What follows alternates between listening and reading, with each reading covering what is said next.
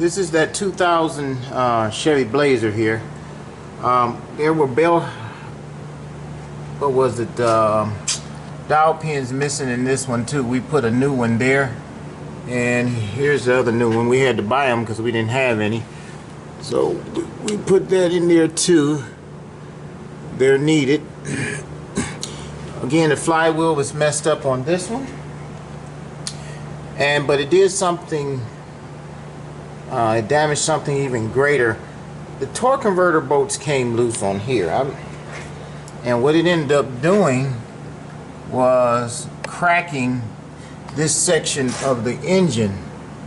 Now, we put this transmission back in and had to take it back out because we saw it leaking like this, and I wanted to see what was causing the issue.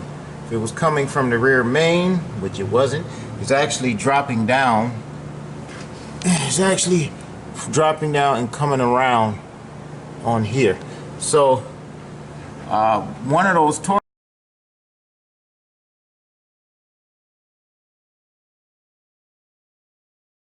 converter bolts spent out and damaged that area there. Now that is something I don't know.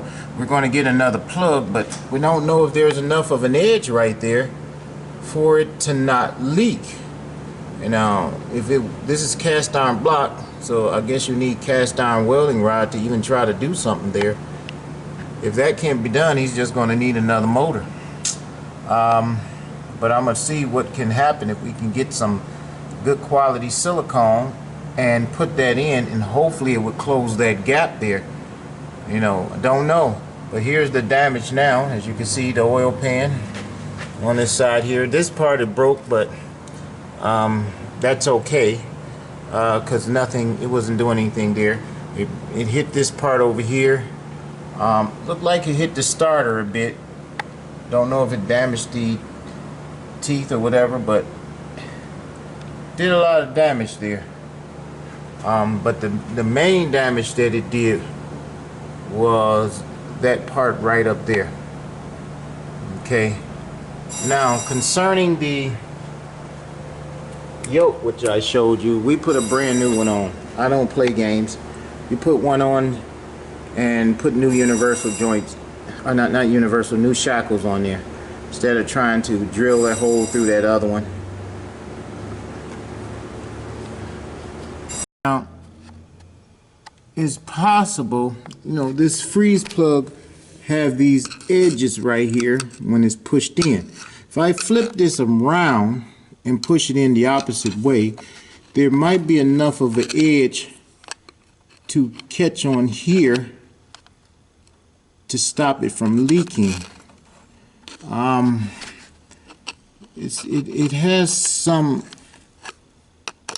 part here, so I will have to silicone that. Let me see that. It's thin, but it might be able to work. And then I will go beyond or around this, try to lock it in with some maybe Q-bond or something like that. But I'm going to have some good quality silicone adhesive to stop that leak. It's possible that I could do that. I'll just flip it around the opposite way. I mean, there's no other way other than, like I say, somebody trying to weld onto there. But if you weld on there, you're going to have to do something else. Hello? This is the freeze plug. We poked the hole to get it out, so we brazed that. So we're going to take this part of it, and instead of putting it this way, going to go in this way with silicone around it. See if we can get it to work. Okay, so now we did this here, and we put it in backwards and then filled this part up behind it with silicone, like here.